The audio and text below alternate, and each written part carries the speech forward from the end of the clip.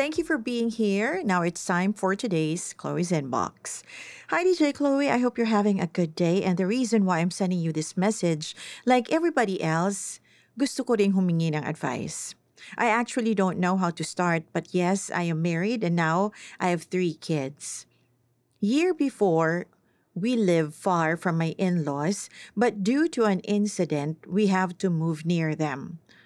To be honest, I'm not very close with them, but when they are at our house, of course, out of manner, I'm accommodating them. So here we are living next to them. It's actually fine. For me, everything's fine. Now, the only problem is that I never really liked it when my sister-in-law busts in our kitchen, checking everything. When they get inside our house, they roam around as if they own the place. And if they run out of something, even condiments, which can easily be bought from the store, they would instead lend from us. Was it called lending? I don't know. You know why I hate myself? It's because I feel like I don't have the right to tell them that it's not right for me. They are actually those type of people who do not want correction. And for goodness sake, I wanted to live a normal life. And I realized that I have to just go with the flow just to keep my family intact. I also don't want the way they talk behind my back, as if like they're trying to brainwash my husband.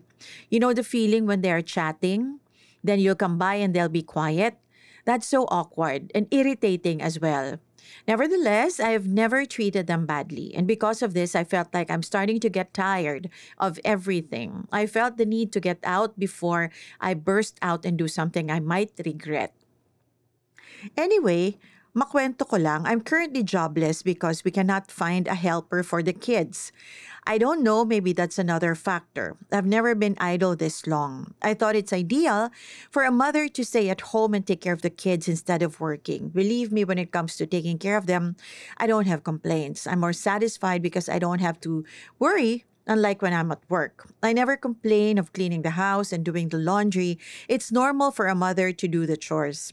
I only complain for the fact that I lost the right to decide for our home, from the food to eat up to what should be bought.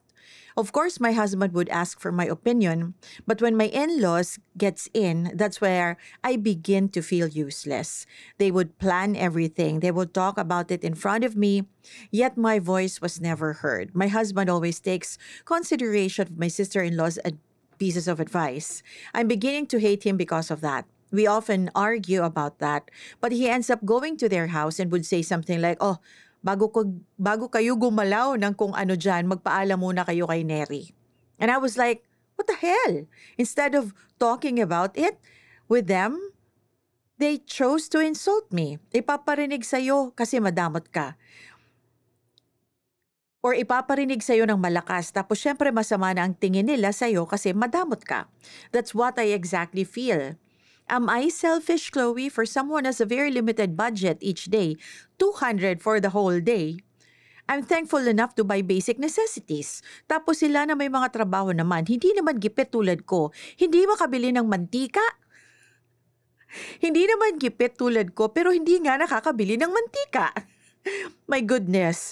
But you see them going to the mall every Sunday, buying unnecessary things, making unnecessary trips. While us, we are trying to make both ends meet. Hindi naman siguro pagdadamot because we need it more than they do. I hope you could cut these details, Chloe. Ay naku, sorry na sabi ko na. I just have to say this because I'd go crazy if I keep it inside. And I hope you could give me advice. Di ko na alam ang gagawin ko. Thanks and God bless. Neri. You know what, Neri? Ramdam na ramdam ko. Ramdam na ramdam ko yung pagbubuga ng apoy ng bibig mo. Ba't hindi mo rin kaya sila gayahin? Huwag kang mag-stock ng mantika, ng asin, tapos gawin mo rin yung ginagawa nila. Yung wala sa bahay mo, punta ka rin sa kanila. Ikaw rin naman muna ang manghiram, manghingi. Wala ng bigas, wala ng ganern, wala ng ganyan. Ganun ang gawin mo para maramdaman din nila, di ba? Kasi syempre, alam mo na sana, yan na talaga mahirap. Yan ang pinakamahirap pagka nakatira ka na malapit ka sa in-laws. Both sides. Kaya dapat na mag-asawa, tumitira sa pinakamalayong lugar. Far, far away. Hindi lang kabilang baryo ha, kung pwede ibang bayan, ibang probinsya. Hindi kasi talaga okay bihira yung nagwo-workout na magkakasama kayo sa ibang lugar kasi makikita at makikita nila yung galawan mo. Tapos ikaw din naman, hindi ka rin naman buwelo sa mga galawan mo. Halimbawa, gusto mong matulog hanggang 12:00 ng tanghali, ayaw mo pang hugasan yung mga pinagkainan nyo, masisita at kahit anong buti mo, kahit anong pakisama mo, may masasabi at may masasabi ang in-laws mo talaga sa'yo. Ito namang asawa mo, ang sarap namang konyatan. Bakit naman kailangan ganon? Your husband should be on your side, okay? Yan ang mahirap eh. Kaya nagkakaroon madalas ng friction kasi siguro, hindi ko rin alam sa asawa mo, baka nakatago pa sa saya ng nanay at ng ate niya. Ramdam ko yan, alam ko yan. Yung tipong, alam mo yun, bihira na nga kayo magkasama ng asawa mo pagkatapos magpapadrive bigla. O, alam mo yun, kukunin yung oras ng asawa mo tapos magpapamaneho si ate.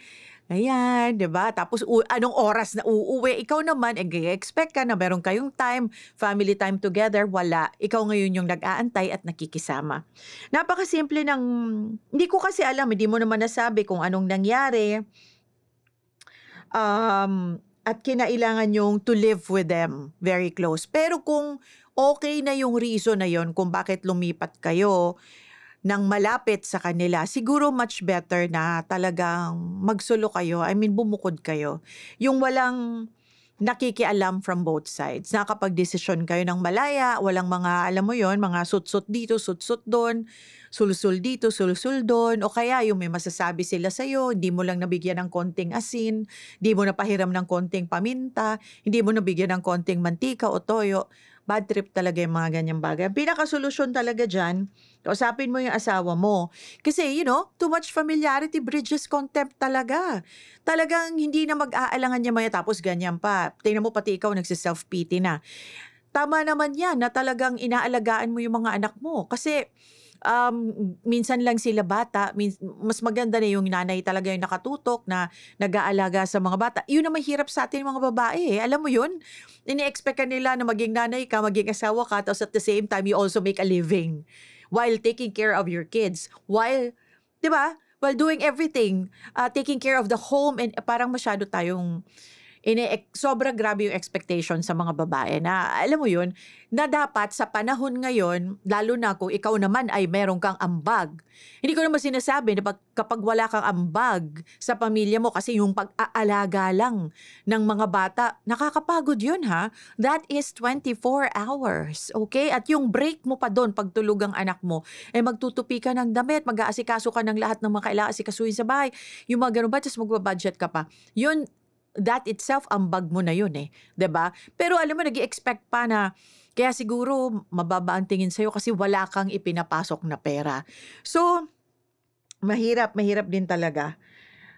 Mahirap din talaga maging nanay, mahirap maging asawa, mahirap maging babae. And it would be much better na malayo talaga kayo para walang nakikialam. Kusapin mo na lang si husband mo and tell him na upfront na hindi mo gusto yung ganon. Tapos ikaw yung lumalabas na masama. Huwag mo na lang silang siraan. But tell him na kung pwede, kamo, humiwalay na kayo ng tirahan, lumayo na kayo para kamo hindi magkaroon ng friction. Kasi at the end of the day talaga, maganda rin sana na nandyan sila sa malapit para kung anong kailangan nyo rin in cases of emergency. Meron kayong maaasahan, merong tutulong sa inyo. Pero kung ganyan nga ang nangyayari, pinaka-the best na solusyon talaga dyan, bumukod kayo or tumira kayo sa malayo. Ngayon, kung hindi pa yun imposible, sa ngayon wala kang magagawa kundi makisama talaga ng bonggang-bongga. Dahil, wala pamilya niya yan at nandyan ka sa baluarte nila. So, kailangan talaga, wala, makikisama ka talaga. Hey, thanks for watching! For more exclusive videos and artist interviews, you can check out our videos by clicking here. And don't forget to follow us on our social media accounts too. Links are in the description below.